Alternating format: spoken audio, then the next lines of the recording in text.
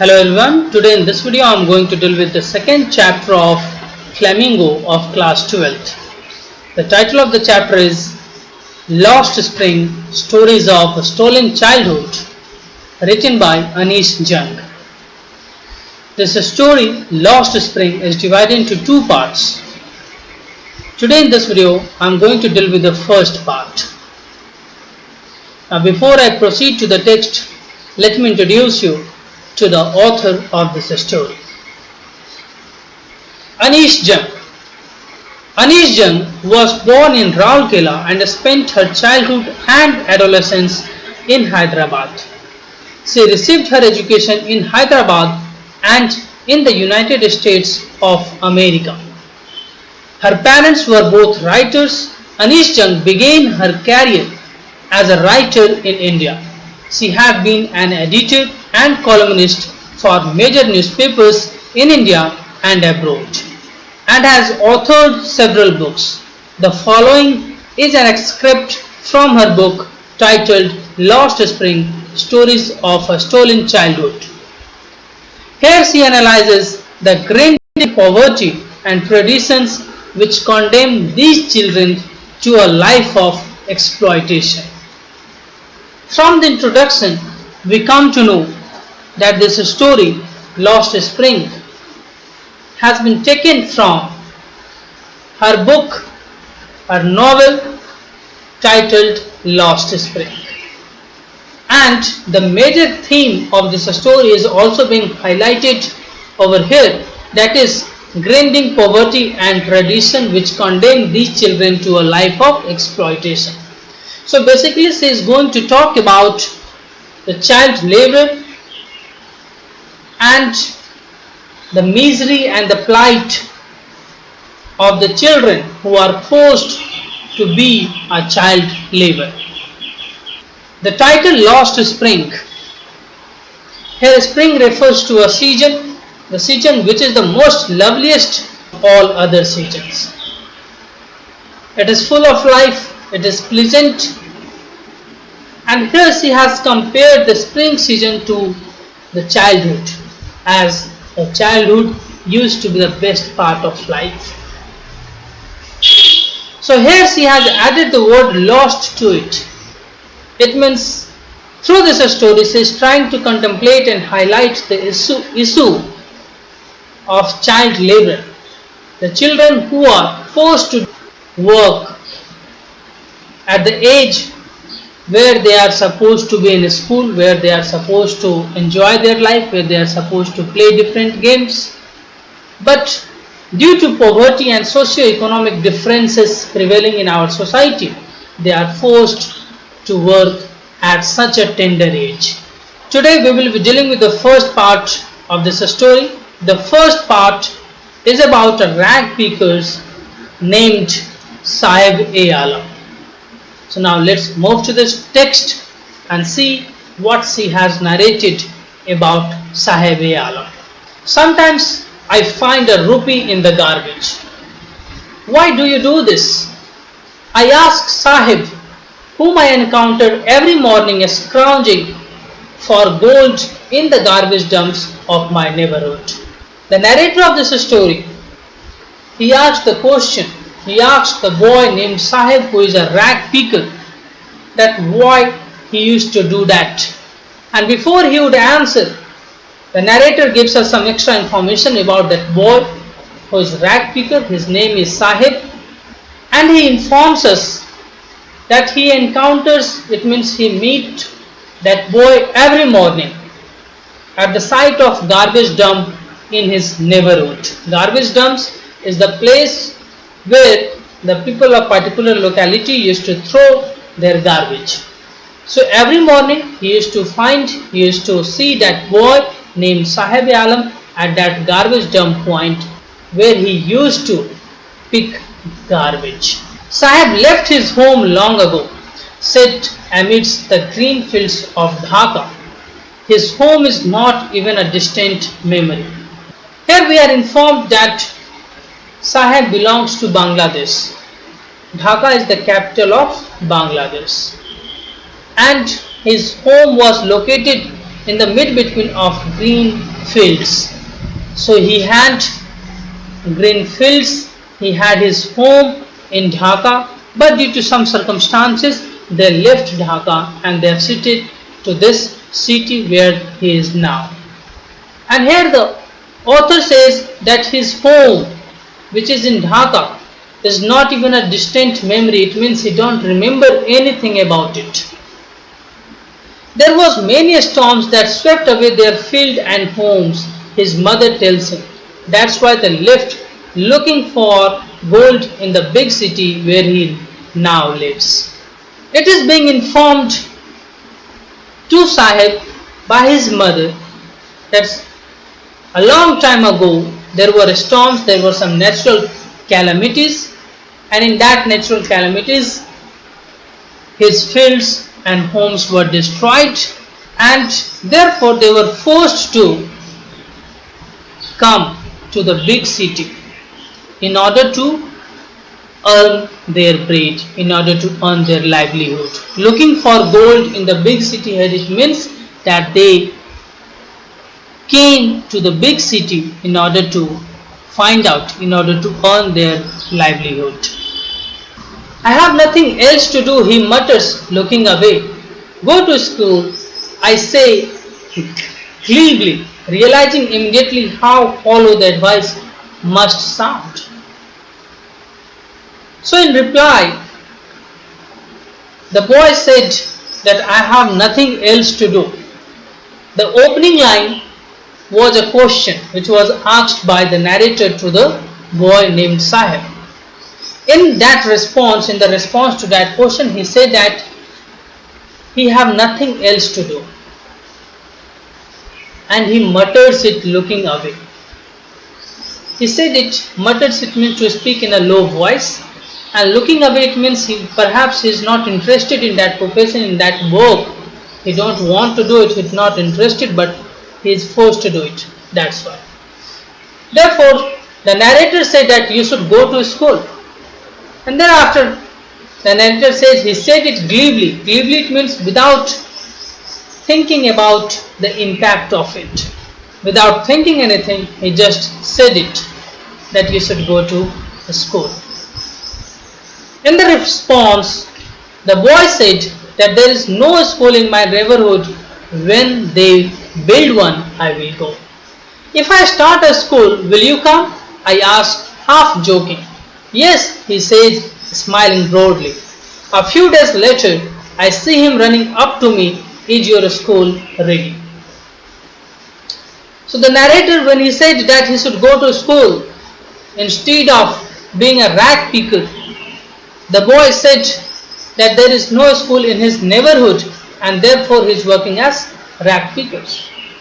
And then again he added that I will definitely go to school if there will be one. It means the boy wants to go to school, but as there is no school in his locality, he is not able to study. And even the narrator, when he asked him that if I start a school, will you come? His reply was positive. He said that yes, definitely I will come. And here in the last line we can see that a few days later I see him running up to me, is your school ready? So after a few days, maybe the author has already forgotten about it, about the hollow promise which he has made to that boy that he will open a school, and when he will open the school, he may come. But this boy, Sahib, he remembered it. And therefore, he went to him and he asked him, is your school ready? Again it shows that the boy is really interested in study. It takes longer to build a school. I stay embarrassed at having made a promise that was not meant, but promises like mine abound in every corner of his bleak world. So when the boy Sahib Alam asked the narrator whether his school is complete or not, whether he has opened it or not, in the reply he said that it takes a long time to build a school. But he was quite embarrassed, he was ashamed while he replied to that boy. Why he was ashamed? Because he has made a promise without any interest, jokingly. He was not serious about it. But the boy, he has taken his words and he has taken his words seriously, and it has brought a sort of hope in his life. And therefore it is being said that but promises like mine abound in every corner of his bleak world. Bleak here it means barren world. So the promises like this made to them mean a lot to them. Maybe it's just a sort of joke for the people, but to these peoples it's a sort of promises, a sort of new ray of hope for them. After months of knowing him, I asked him his name. Sahib-e-Alam, he announces. He does not know what it means. If he knew its meaning, Lord of Universe, he would have a hard time believing it. Unaware of what his name represents, he roamed the street with his friends, an army of barefoot boys who appear like the morning birds and disappear at noon. Over the months, I have come to recognize each of them. So here in this paragraph, we are informed the full name of this boy.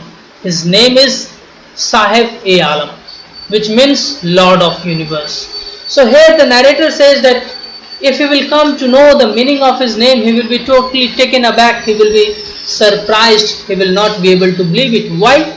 Because the meaning of his name is Lord of Universe, but here you can see under what condition, under what circumstances he is living. So he says that definitely if he will come to know the meaning of his name, he will not be able to believe it.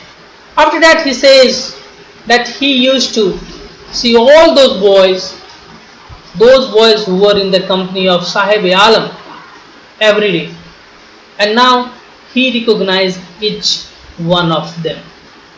And here he has compared those rag pickers to morning birds and disappear at noon. So it was their habitual routine to come early in the morning daily at that garbage dumps, and they used to disappear at noon. So as bird used to do, they have a fixed timetable, they used to get up, they used to set out early in the morning at a fixed time.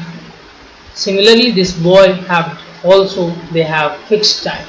So therefore, the author has compared him to morning birds. Why aren't you wearing chappals? I asked one. My mother did not bring them down from the shelf, he answers simply. Even if she did, he will throw off. Add another who is wearing shoes that do not match. So the narrator one day he asked one of the boy who was in his company that, why don't you wear the chappal? So in reply he said that I have chappal at my home. I have a pair of slipper at my home, but it is kept in the shelf and my mother never bring it down from there. So he had it, but he never wear it.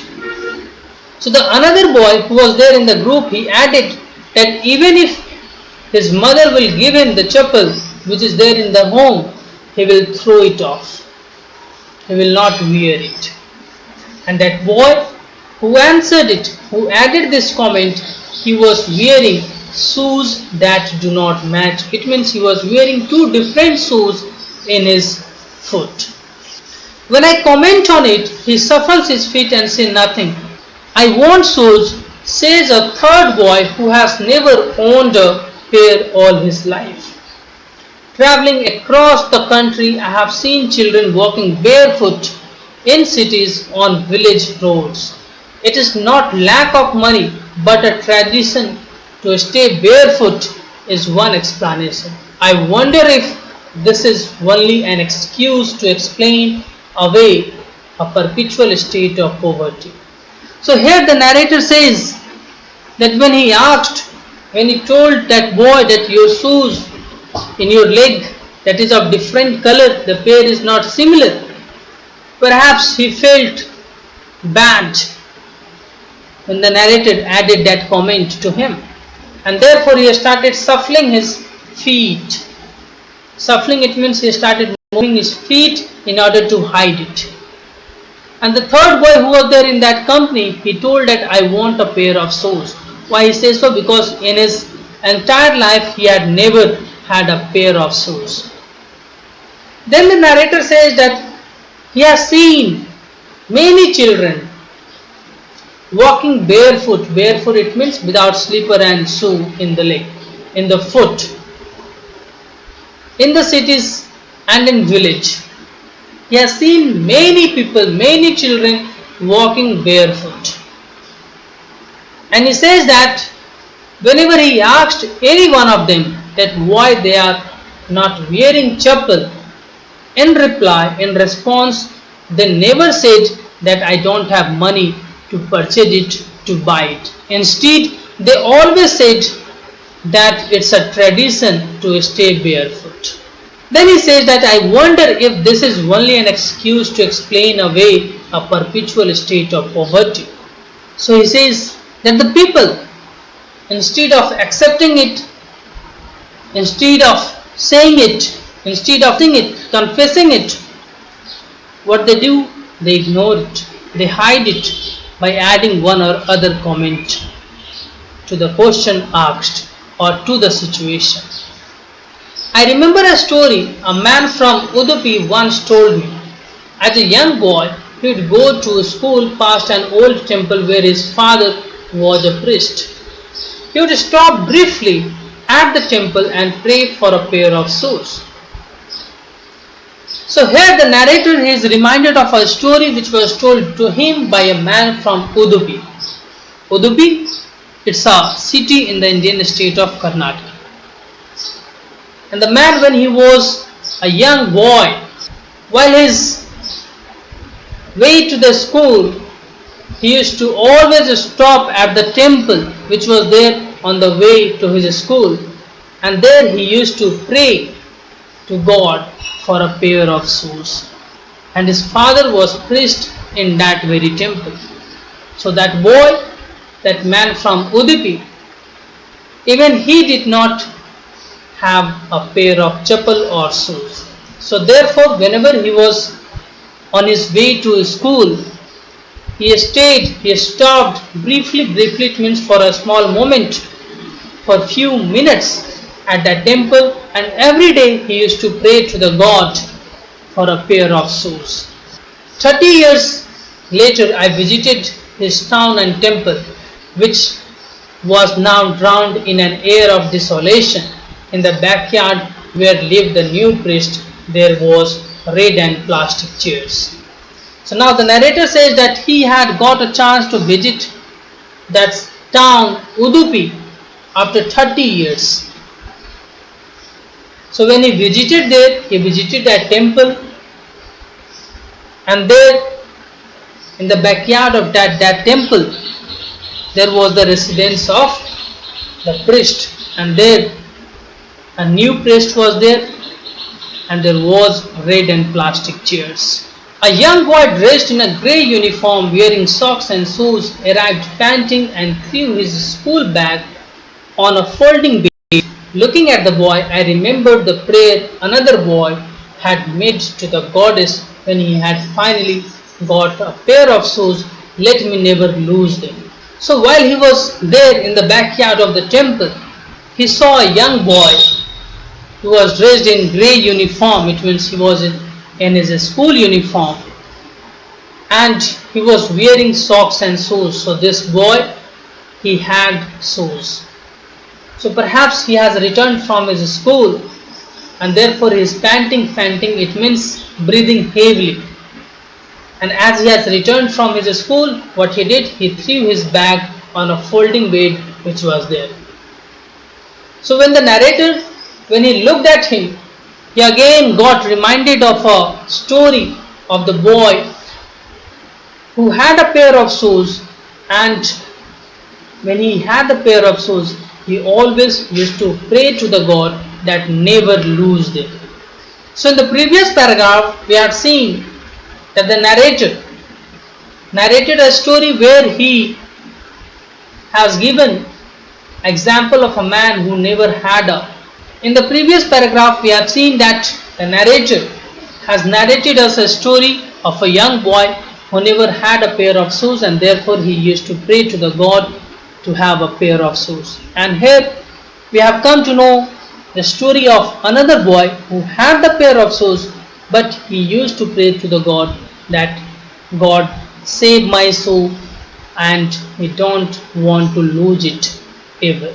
The goddess had granted his prayer. Young boys like the son of priest now wore shoes, but many others like the rag pickers in my neighborhood remained shoeless. So now he says that many of these boys, depending upon the socio-economic condition of the family, many of the boys have received the shoe from his parents. They have bought it. But still there are a number of children who are forced to work as a child labor. Still they are in the same condition, they are facing the same poverty, and they are living the same miserable conditions, and still they are barefoot. My acquaintance with the barefoot rag pickers led me to Simapuri, a place on the periphery of Delhi, yet miles away from it metaphorically. Those who live here are squatters who came from Bangladesh back in 1971. So here the narrator is reminded of a place which is on the outskirts of Delhi, named Simapuri. Periphery, it means on the outskirts of. So this place is occupied by the illegal migrants of Bangladesh who came to India in 1971, and they settled here in this area, that is in Simapuri. Sahib's family is among them. Simapuri was then a wilderness. It still is, but it is no longer empty. So Sahib family, even they were one of them. It means they are illegal migrants, and they have also shifted in Simapuri area. And Simapuri area at that time, it was in wilderness. It means there was dense forest in that area. No one cared about that area. But nowadays it is no longer empty. It means the whole area is occupied. In a structure of muds with roofs of tin and trampoline, devoid of sewage, drainage or running water, live 10,000 rag pickers. So in that area in Simapuri, the illegal migrants have settled down there, and around 10,000 rag pickers live there. In this house, which is not the permanent house, it is made up of mud, or its roof is of tin or trampoline. So it's a temporary structure, and they don't have the basic facilities over there. Even they don't have the proper drinking water over there. They have lived here for more than 30 years without an identity, without permits, but with ration card that get their names on voters list and enable them to buy grain. So these people who came in 1971 from Bangladesh and settled in the area of Simapuri, they lived here for more than 30 years without any identity, without any permits, and after 30 years they were granted a ration card, and that ration card enabled them to buy grains. It means after 30 years they were documented, or their name was added in the list of Indians. Now they were granted ID, they were granted identity card, even their name is being enrolled in the voters list nowadays. Food is more important for survival than identity. If at the end of the day we can feed our families and go to bed without aching a stomach, we would rather live here than in the field that gave us no grains. Say a group of women in tattered sari, when I asked them why they left their beautiful land of green fields and rivers. So narrator one day he asked the woman who lived there in Simapuri, that why they left their beautiful home, their green fields, and why they have come over here to live in such an horrible condition where they don't even have proper drinking water, where they are identityless, where they don't have any identity. Then in reply she said that they need food for survival, not identity. To them, food is more important than identity. They don't care about their identity. It means they were living in the worst condition in their country. It means they don't even had food for the survival. And therefore, in order to save themselves, what they did, they came to India. They settled as illegal immigrants. They settled as illegal migrants in the area of Simapuri in Delhi.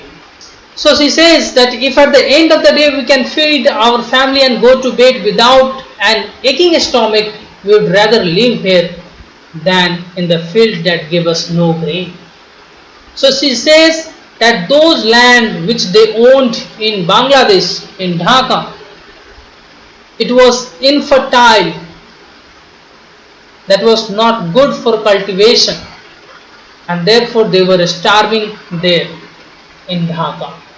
And she says that it is more important for her to feed her family, and no matter in whatever way, under whatever circumstances they are gaining it, they are earning it, that doesn't matter to them. But what is most important for them, that is the food. Wherever they find food, they pitch their tent that become transit home. Children grow up in them, becoming partners in survival. And survival in Simapuri means rag picking. The narrator says that these people, they are only in search of food. And wherever they find food, wherever they see an opportunity to get food, they used to set their tent over there only, and that used to become their temporary home.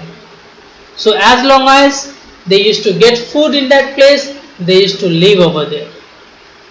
And their children grow in that very temporary structure. And in Simapuri, the people who are living over there in Simapuri, they are indulged in only one profession, and that is rag picking. Through the years, it has acquired the proportion of a fine art. Garbage to them is gold.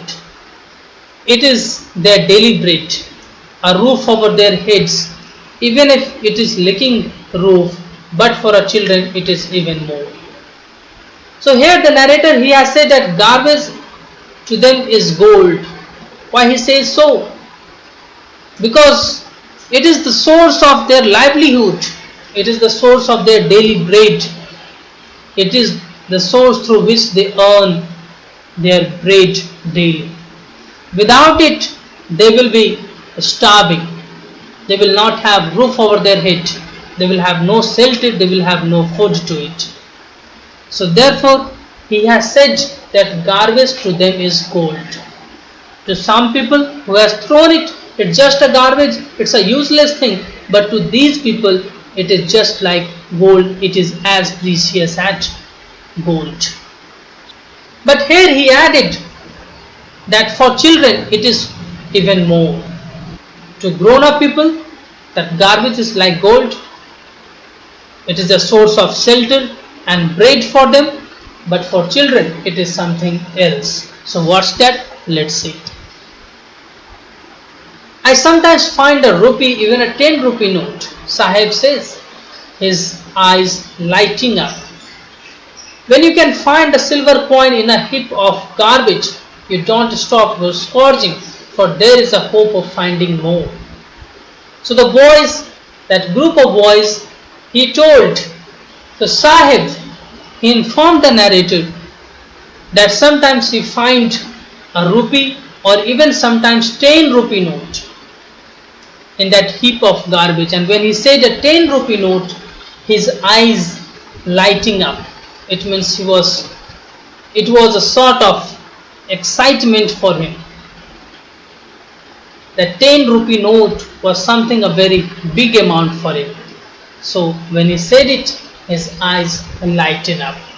So the narrator says that it may be that sometimes a day will come when you will find a silver coin in the heap of garbage, in that pile of garbage. So don't stop scourging. Scourging, it means searching, for there is hope of finding more.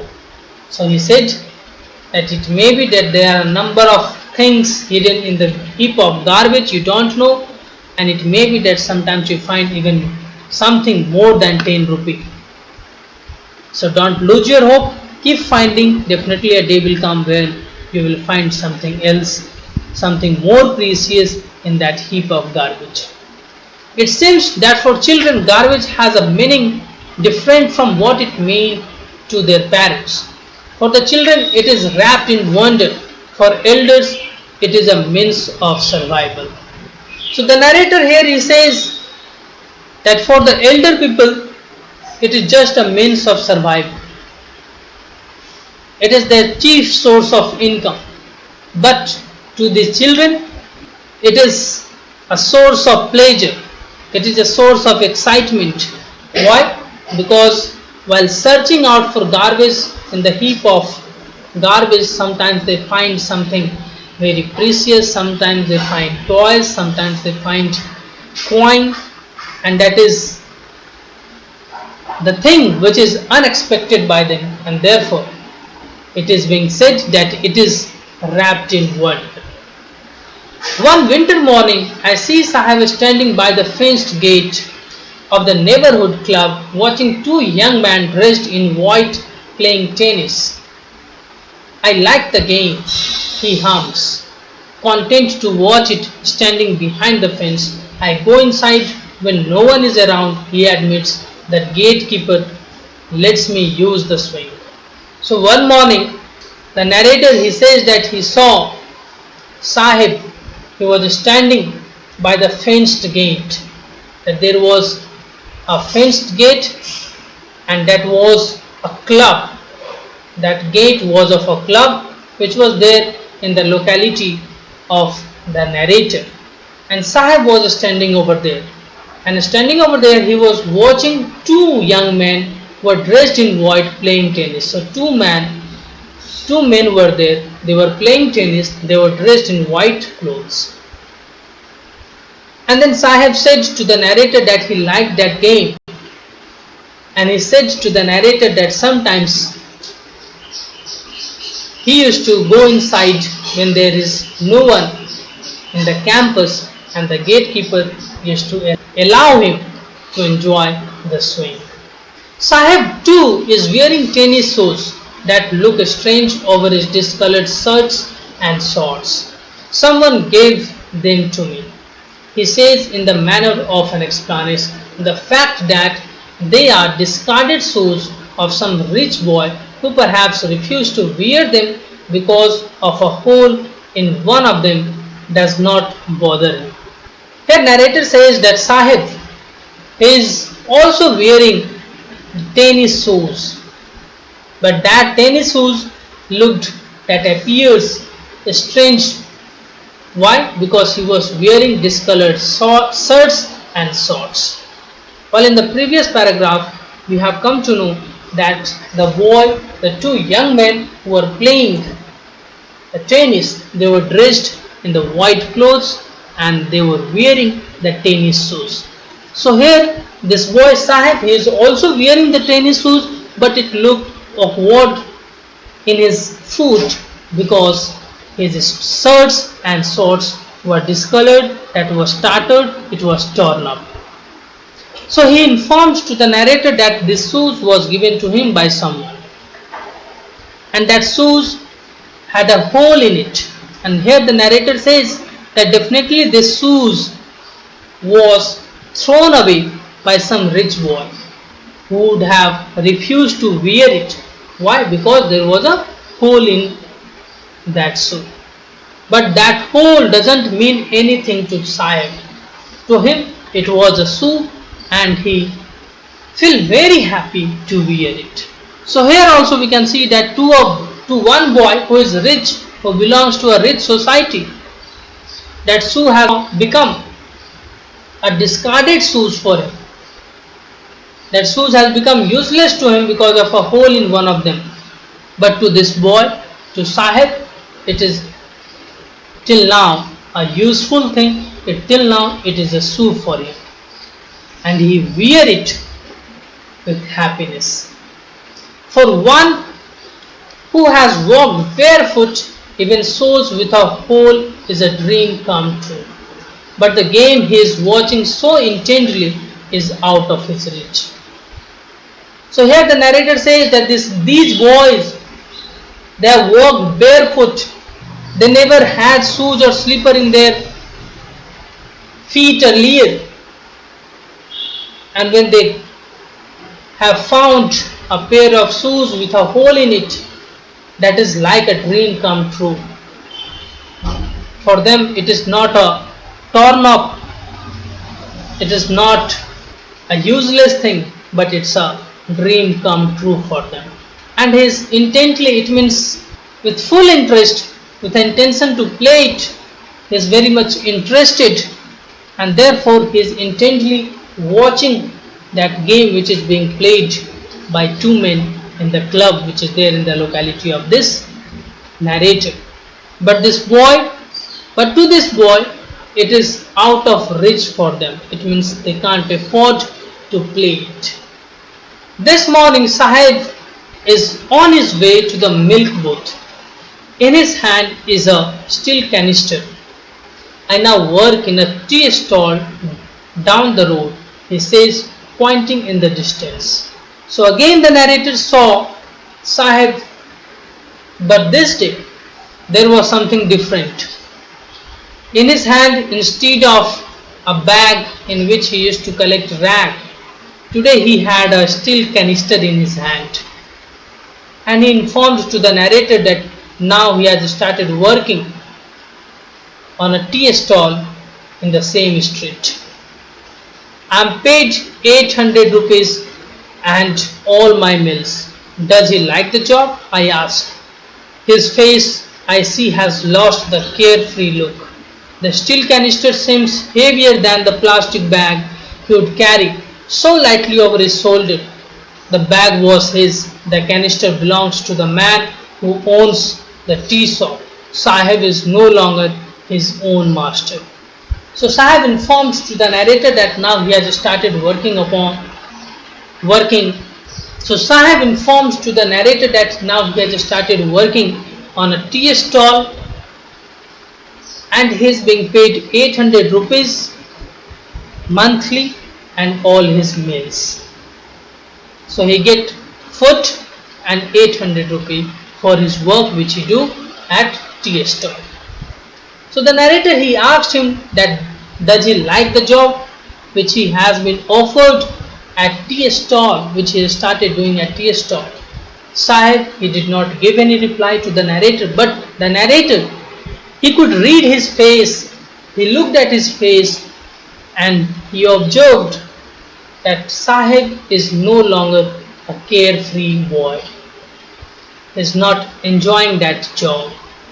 Earlier he was full of excitement, he was always happy, but now that carefree look, it has converted into a responsible look. So now he looks responsible, he is burdened under his job. Now he carry a steel canister which is heavy, which is quite heavy for him. He is a boy only, he is a small boy, and he could not perhaps carry the heavy weight of a steel canister. And earlier he used to carry a plastic bag in which he used to collect rags from different heap of garbage, and that was very light for him to carry. But this steel canister, it is made up of steel, it's heavy, and therefore lifting it on his shoulder is little bit difficult for him. But earlier he had plastic bag, it was light in weight and therefore he carried it with ease. But now it is difficult for him to carry that steel canister. And earlier the bag was his, it means he was his own master. But now the canister belongs to the shopkeeper, the owner of that shop. But earlier he had his own plastic bag. And now the boy Sahib, who did not have the opportunity to study, he don't have any basic facilities, but he had one thing, that is freedom. He was master of his own, he did what he wished, and he enjoyed it because no one gave him command. He was not working under anyone. But now this boy, who had been carefree, who had been playing out with his troops, with his friends throughout the day, has now become a servant of his master. So now he even lost that freedom which he enjoyed earlier. So this is the end of the first part. Here we have seen the plight and the difficulties which Sahib-e-Alam is facing. We have seen that at one hand the people of the rich class have all the luxury of the life, while at the same time these people, these poor people, and that too the children of those people, are forced to live in such an horrible condition. They are left to roam the street throughout the day. For them, the discarded things of the rich people is a source of enjoyment, is a source of livelihood, is a source of bread for them. This is all for today. See you in the next video.